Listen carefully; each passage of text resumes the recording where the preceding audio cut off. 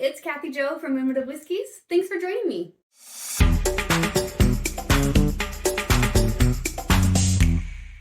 On today's quick review, I'll be drinking Lagavulin Offerman Edition. This is the third installment of the partnership between Lagavulin and Nick Offerman. This is the Charred Oak Cask bottle. So Lagavulin took oak casks, both American and European, that previously held either Scotch or wine, and then they shaved them down, heavily recharred them, and then filled them up with this delicious whiskey to mature. This is an Islay single malt Scotch whiskey, so let's get into it.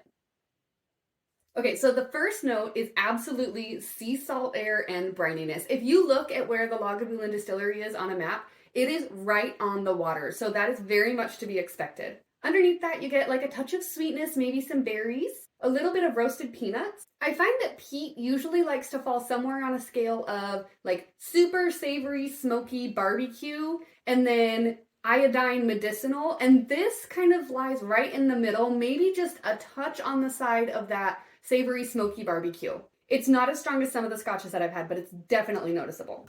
Cheers.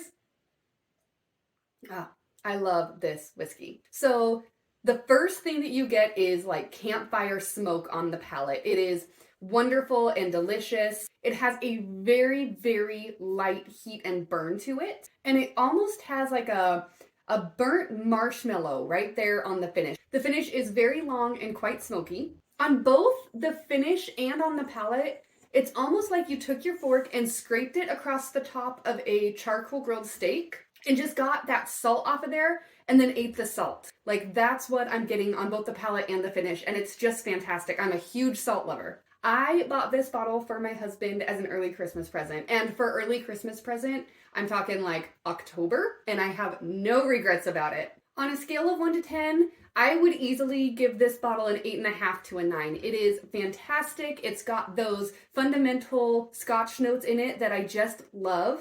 And I'm really enjoying returning to this bottle and sipping it next to a fire on a snowy day. But, like we always say, there's no wrong way to drink your whiskey. Just share it with your friends and drink it how you like it.